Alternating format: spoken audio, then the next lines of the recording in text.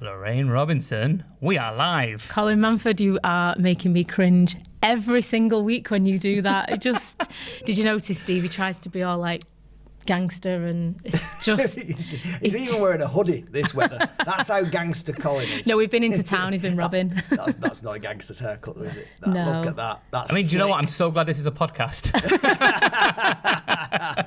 Yeah, but we need to get people to our alt feed publication, so we need to get them over to have a look. Very nice early plug. I love that. Welcome, so yeah, welcome. if you are watching on alt feed, make sure you subscribe. Check out all the shows. Trigger warning, which is later on in the day. But it's Hayden. He's just amazing. I was gonna say something derogatory, but I caught his eye again, and he just makes me so nervous. So you got trigger warning. Anyway, it's a great show, and we're here in collaboration with Accounts Direct. There we go. We're all in. We're done now. Tick, tick, tick, tick, tick. We're getting the hang of this now. We're done. Let's do all the plugs. So without further ado, let's bring this in is our guest. episode number 6. Is It's it? flying by? Is yeah. it not 7? No, number 6. Oh. That's on my notes. So Must be true. And another good friend of mine, star of Britain's Got Talent I know. 2020, Steve Royle joins us. History maker. Thank you for joining us, Steve. It's an absolute pleasure. Yeah. Looking forward to it. You're kind of like a bit of a history maker, aren't you? What, You did Britain's Got Talent during the middle of a pandemic. Yeah, I suppose. We've got a little Facebook group, a little WhatsApp group rather, all the finalists. yeah. And we all keep, when we found out there wasn't going to be a series secretly, we were all like, we hold our titles for another few years. You're going for I a am world Britain's record. third most talented person for a whopping 24 months. Actually, less than that. That's a good record, though, so you're relevant for another 12 months. Exactly, I you can still guys, keep so. doing the jokes about it. Yeah, that's amazing. Love it. Yeah. Love it. Do you think they'll come back and do something mid to kind of remind everyone, like, look, this is what happened? And Oh, I don't know whether they do a best of show or something they should, like that. they should, because it was brilliant last year. In all and seriousness, I would, at a drop of a hat, I would go straight down to London and film anything because it was brilliant. It was really good. Yeah. And I've been dead sceptical in the past about the programme, I have to say. Yeah. And yet, it's such a family feel. I never met anyone in the whole process who didn't enjoy working on the programme. Oh, you get that feeling, though, when you're watching it, you get that feeling of family and community. And I think that's why, as an audience, you invest in it. Yeah. You kind of feel like you're part of it. So you guys, especially because you got us all through a pandemic, you should come back at like the end and be like, we're free now, guys, but like me for a few more months until the next series starts. I personally loved the dynamic with you and Alicia Dixon. There was just so many running jokes there. I had a bit of a dilemma that when it got to the final, I thought, right, so I've done the audition, I've done the semi-final where I picked on her and got her. Do I pick on her again in the final, or do I switch and get Amanda this time? And I was really right up until the last moment. I didn't really know whether I'd get it. I thought, oh, go and get. But do you know what? She was brilliant. Yeah. She was absolutely brilliant. Do you know, just off the back of that, 'cause I picked up the quotes that all the judges gave for you. Oh yeah, And it makes sense now for Alicia Dixon. So Alicia Dixon said, the act that reduced me to tears of joy and sadness and everything has had me in hysterics. You, Steve, I just love you. Oh, And that's lovely. I think Brilliant. We'll do David Williams last. We'll do David. We had a few, didn't we? One of my favourites was your mum. Oh, When's he going to get a proper job? Yeah. And my dad was even better. My dad was brilliant.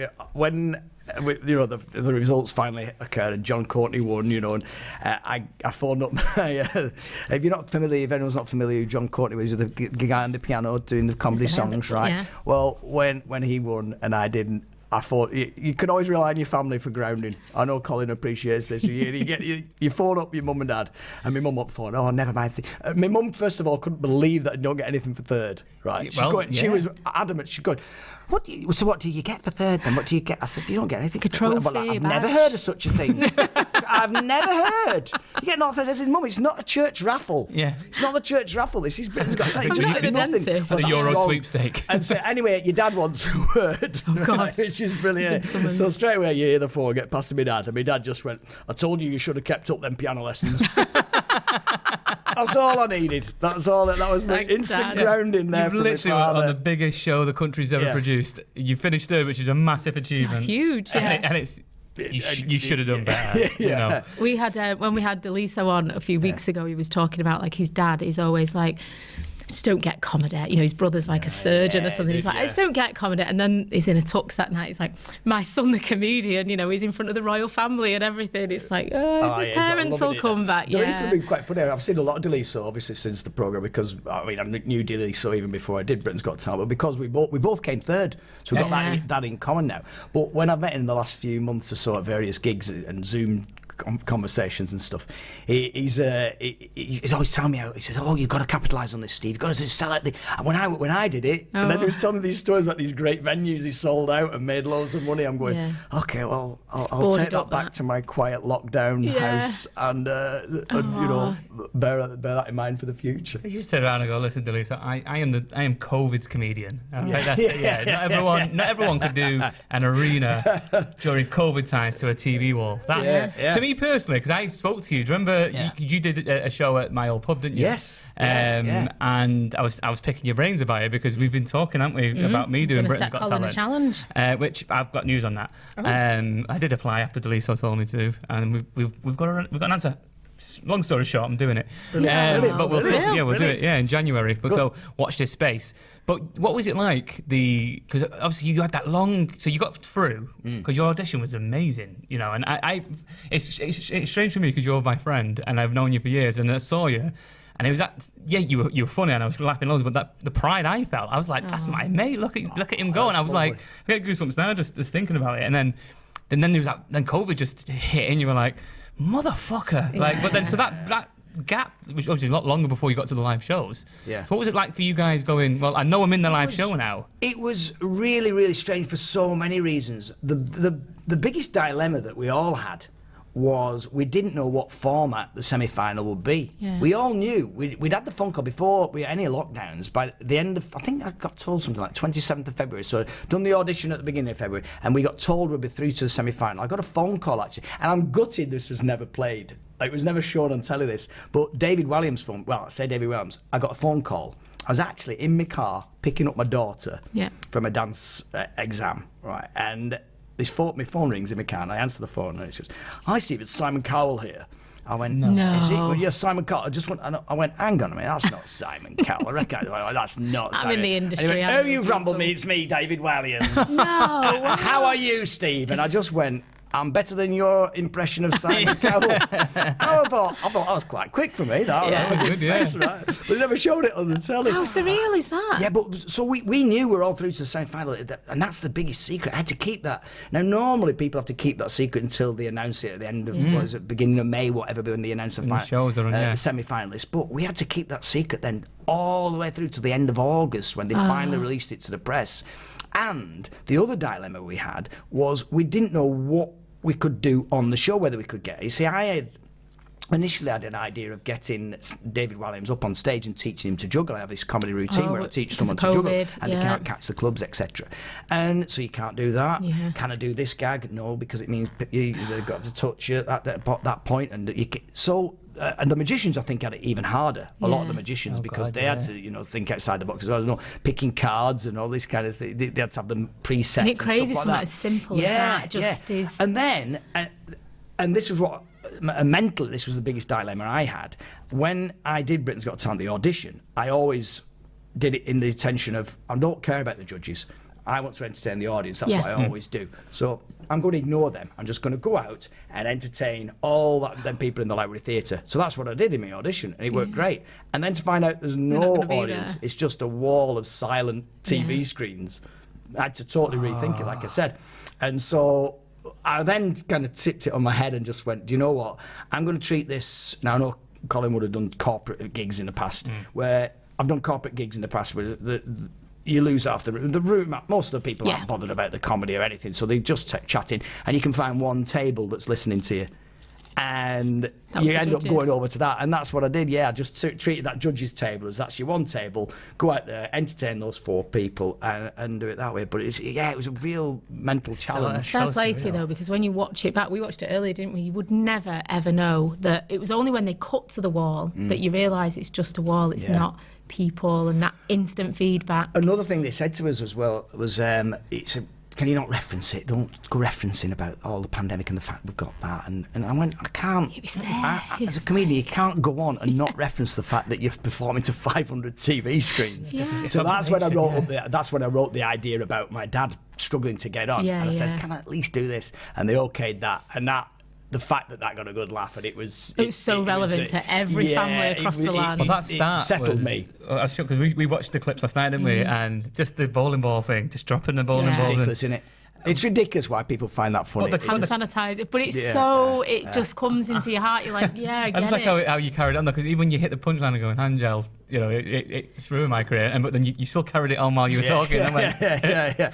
It was just, you know what? In my own head, I did rehearse, because that's the difference between TV and live. When you do live, you can play with the time a little bit more, but when you've been given a set 4 minutes as you get given, I mean, they did extend it a little bit, 6-7 minutes of the audition, I think it was, but when you get given a set time like that, you don't want to overrun. You want to make sure that everything's concise. So I was analysing my act to the point where I knew where to drop the ball. I'll drop the ball on that line because it's kind of hits on the punchline and stuff like that. That's how I'm never normally that analytical about the comedy. I can't speak on my phone at the same time. So how you've done that? And there's the psychology again, isn't it? It's mind blowing. Who said men can't multitask? Yeah, exactly. You'll live in proof. Not like Steve Royle. There we go. He can multitask. Well, that's amazing. So Britain's Got Talent. I can't wait to get going on that. It's a really proud moment in your career. You'll enjoy it. You just love it. I just need to work out how to do family-friendly masturbation jokes. I don't know. It's pretty much what I do. You could start with family-friendly masturbation. One for the dads. Do you know when that's another podcast you might want to consider now. I'm sure do you know when daddies lock the bathroom door? Here's a joke about friction, kids. Yeah. Oh dear. It's a hard one, that, Colin. Thank you very much. Can we rely on you to coach him through, please? I will. What, on the masturbate? I'll be honest with you. Hey, I'm a tosser, not a...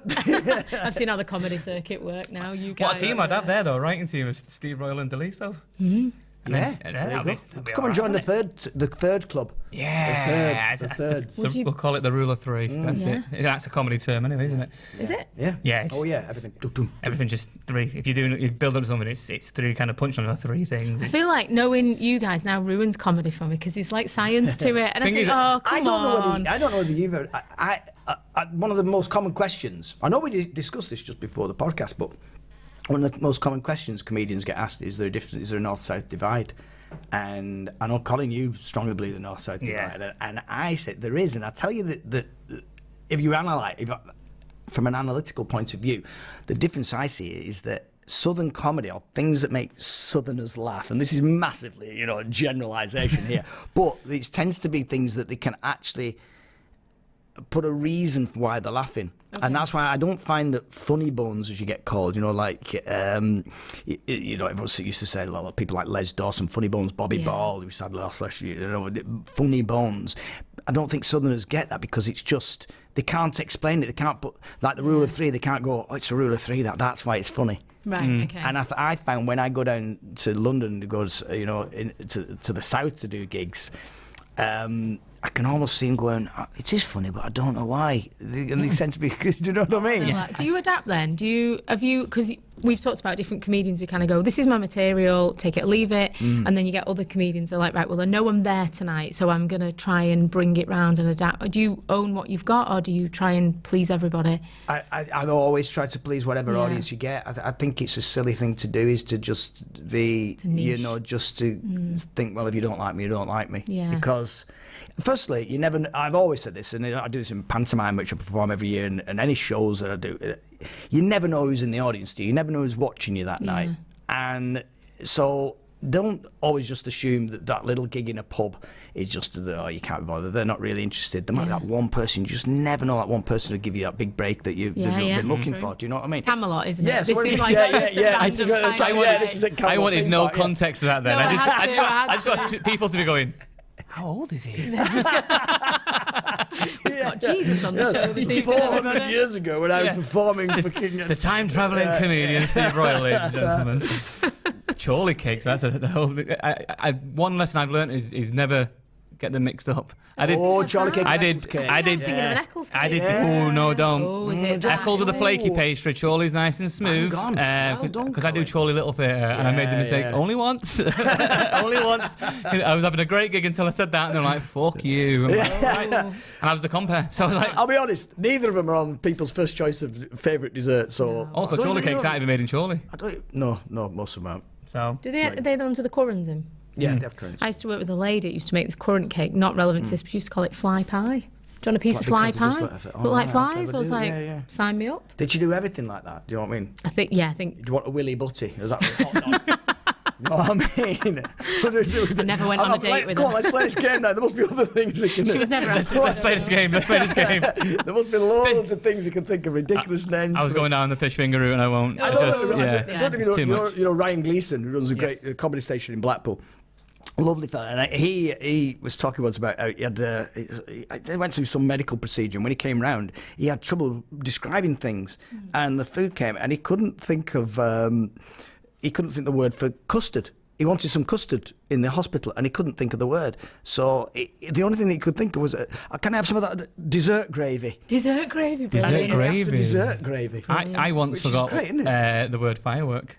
I was drunk on New Year's Eve once, and I was just This fascinated by man it was all. poorly, Colin. No, We can't have any. He's alive now. He's fine. Yeah, I he know survived. Ryan. He did survive. He's a good egg, isn't he? Yeah, yeah. But I looking at fireworks, and I was fascinated, and I just couldn't think of what they were called. And just for the rest of the night, they were glitter bangs. Oh, that's nice. And I was like, there's glitter bangs everywhere, guys. Don't Google glitter bangs. I'll tell you now.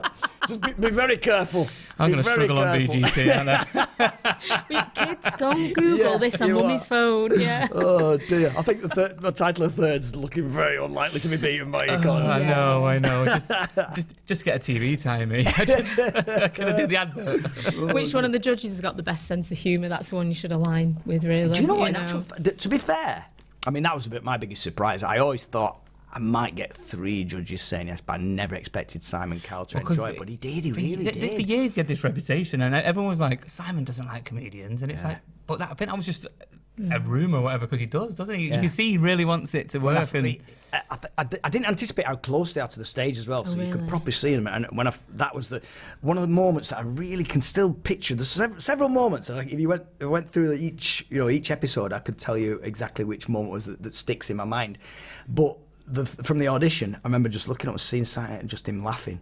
And I just feel like you've made the it. comfort that gives you inside Yeah. as a performer, and you just go, I'm all right now. And it quite early on as well. I think it was a line which came out. I never said it before on stage. It just came out on the night when I said because he was the one who asked me, have you got family? I went, yeah, I've got a wife and 3 kids. It's the only reason I do stand up. It's the only time I get to be heard.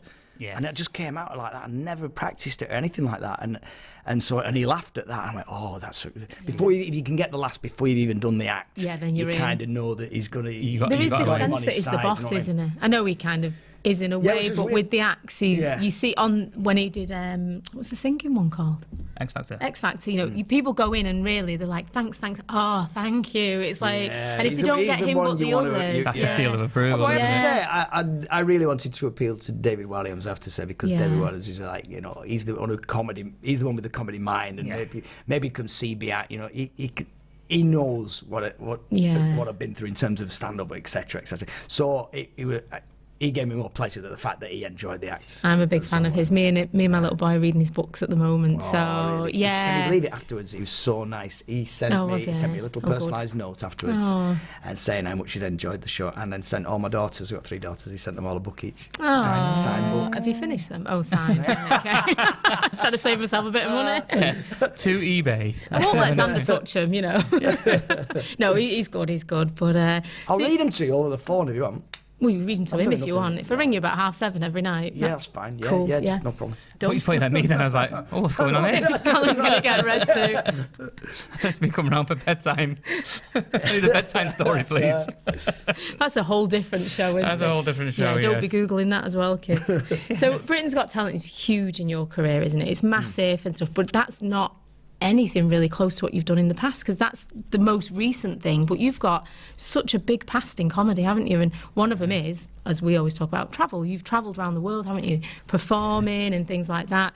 And we've looked at a few places. There's some really obscure that we wouldn't think they laugh in Japan at what we talk about kind of thing. So when you're out in places like, I know you've done Hong Kong, you've done Japan and things like that, are you performing to expats or are you having to really adapt? The first time I ever performed in Japan was actually during the World Cup. Was it 2002? Oh, right, okay. South Korea and Japan. Yeah, and that I got booked. Rain Man of football over here. Thank you. I'll go I got home booked now. to fly over with a group of mates, actually. It was amazing. We got booked to go and entertain people outside the grounds and then go around junior schools, entertaining junior school kids.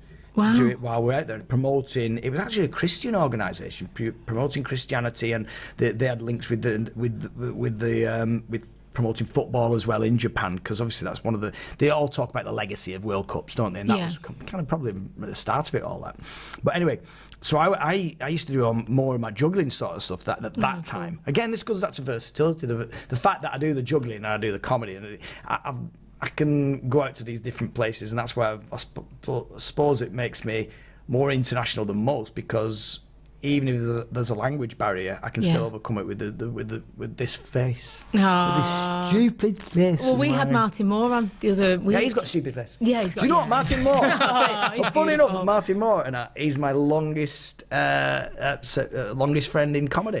Glad you didn't say enemy then. Bloody hell. Me and him both started juggling at the same time. Before either of us did comedy, we started juggling at Skylight Circus in Rochdale, which was in 1990.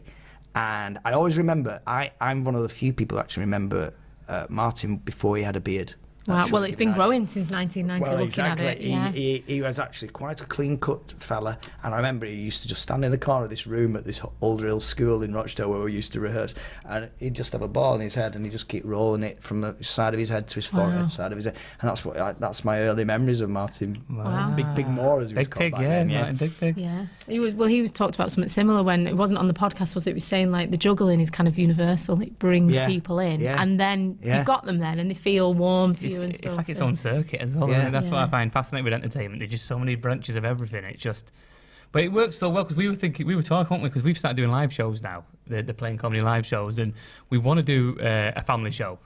And we're thinking of, I've told you, like Martin Moore, yourself, there's Duncan Oakley. Some actors are just great, because it's one thing, parent, you'll know, with having a little boy. I won't like Colin telling jokes. I can book comedians to this one. But, I'll compare that. But you're always looking for something to do on the weekend, aren't you, with kids, and you get out of the house and stuff like that. So we're thinking of putting together a Playing Comedy family show. Yeah. That's me officially. And do you know what? It's always the most honest audience you'll ever get as well. Yeah. Because you can't get away with just, tell you. you know, if we're doing entertaining adults, I could probably do a few, clever tricks and stuff with juggling. You can't do more than 30 seconds of juggling for kids. They're going, what's boring this? You know what I mean? I went away recently with my only to Ruby Hall. I just took him away for a few days, and we went to like the entertainment in the evening. You know, during lockdown. Used to do New Year's Eve at Ruby Hall. I made bingo. You're like, I'm playing bingo in the pandemic. It's amazing. But they had a guy on. I can't remember his name, but he was quite adult with the kids, but they all got it. It makes. I thought when I was 7, I would never have understood. But kids are older now; they get things more, and they laugh. You laughed along with some stuff, and I thought, you don't know what you're laughing at. That's aimed at the parents, but.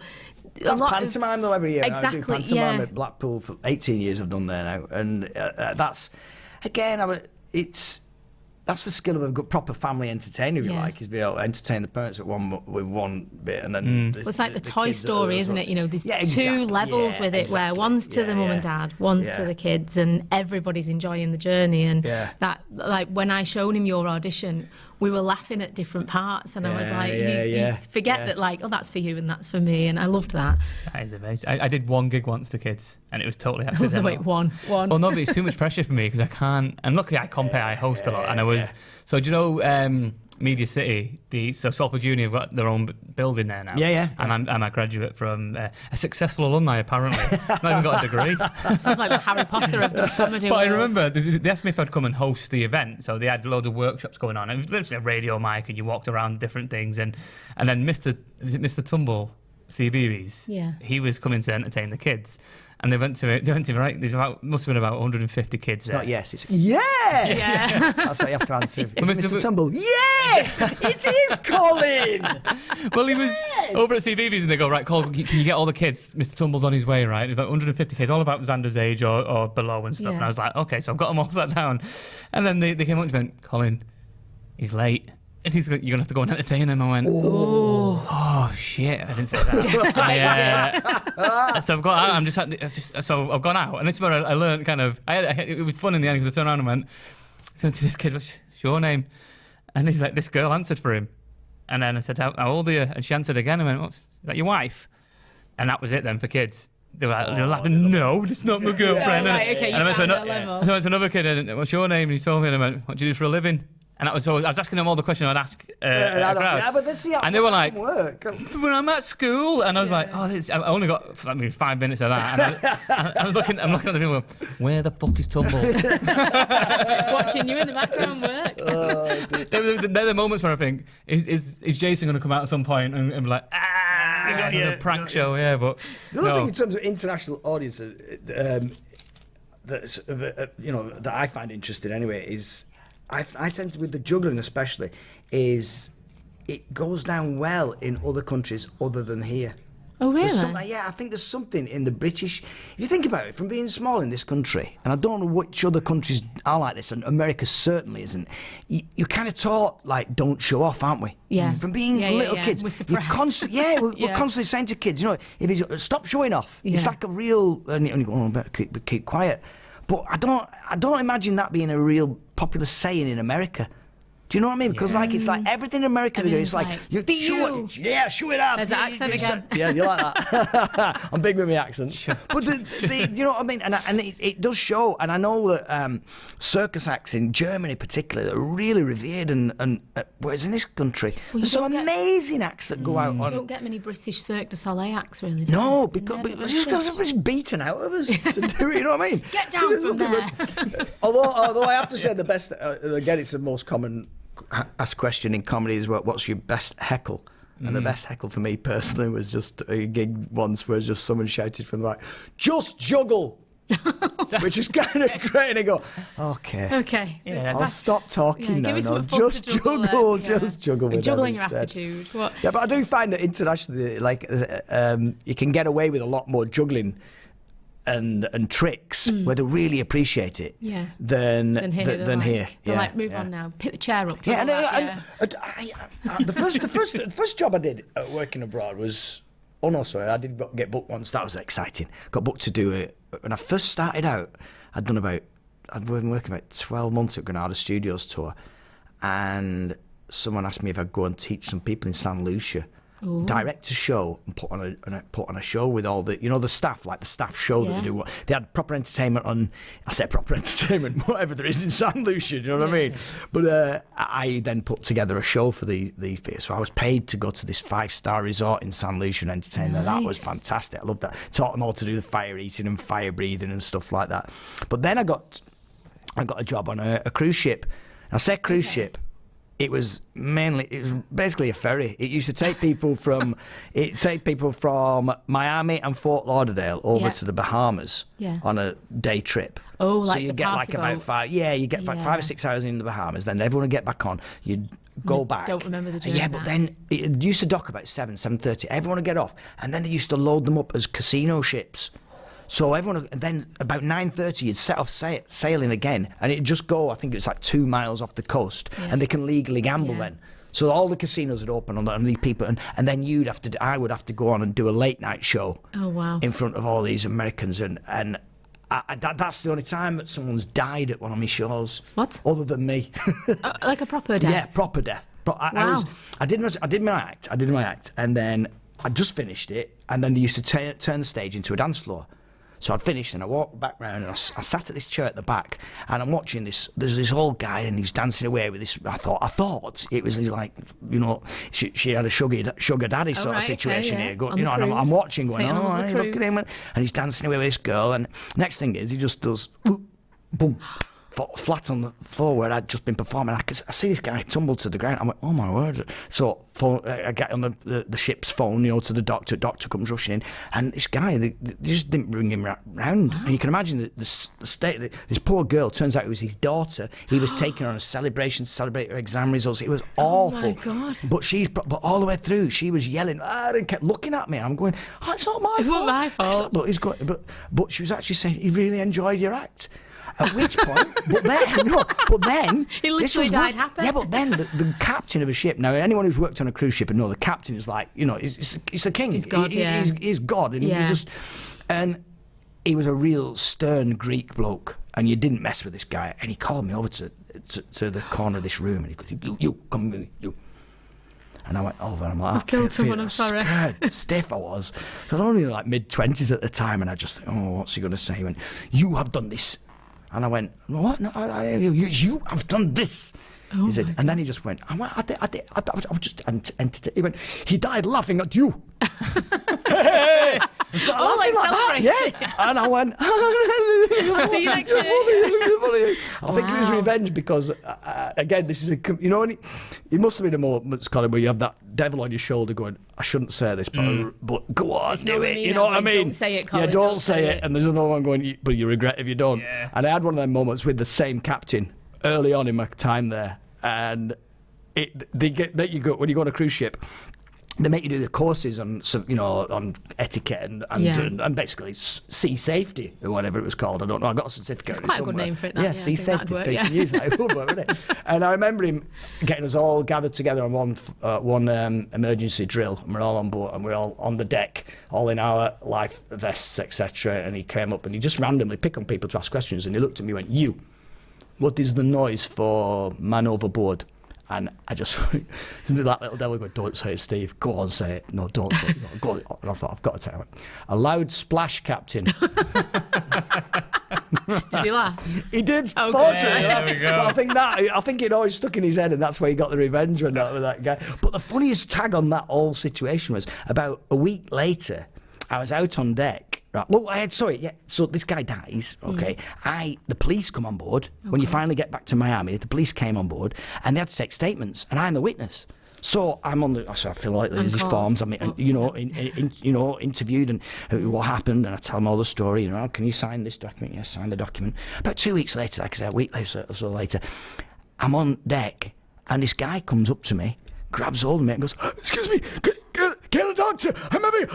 And he flaked over as well. No. And all I could think was, "Oh, God, not another one." The police, if he goes, right, it's the same police officers coming in again. "Do we have any witnesses?" "Only me." "Hello again." "Well, fancy meeting you." It's that British juggler again. And that's the last time you played a cruise ship. Yeah.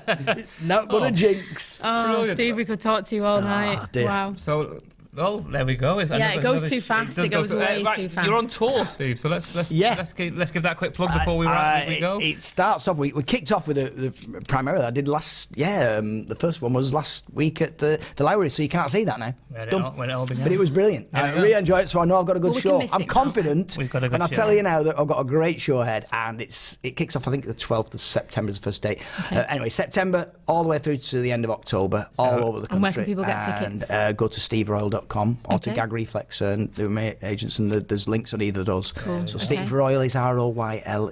Please spell it correctly. They didn't even manage that on my dressing room it's on door the at BGT. It's on the screen right now as well. There we go. The beautiful people at LP, they know what they're Brilliant. doing. Yeah. And they're awesome. If it was down to us, you'd be plugging it yourself. Nice. Somewhere. It's somewhere there, I don't know guys. which camera I'm going to. So SteveRoyle.com, definitely go and see that show. It's going to be amazing. We'll start wrapping up now. If you need to book a holiday, Go to Collective Travel. nice. Yeah, and you can't travel.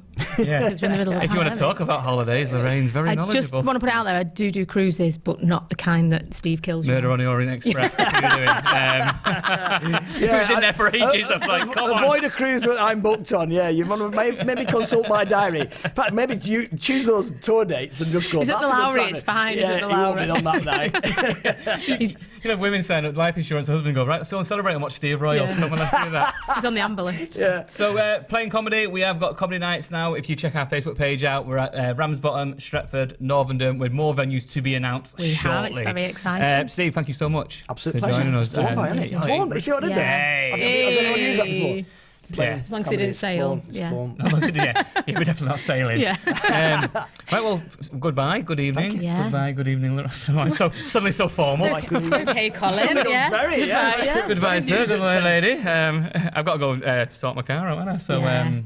I think we'll put some pictures on our Facebook page of that. Colin we'll go live, curbing me the trying to car. do Brilliant fix a parking that, tyre. Cole. Yeah, Very did really impressive. well. Listen, we're in the man. Right, Yeah. we'll say good night. Yes. We'll see you next week when we've got Steve Shaniaski on the show. We Oh, have. funny man. Funny. Yeah, Very funny man. So, Yeah, we're just going with Steve's this month. Oh, yeah. yeah. So everyone, if you are listening to the podcast, leave us a nice review. 5 stars, Please say leave some us a nice nice words. review, yeah. Subscribe to Alt Feed as well. And we'll see you. We won't see you. Well, we might. You'll hear us Yeah. on the podcast. We'll be around. We'll see you next time.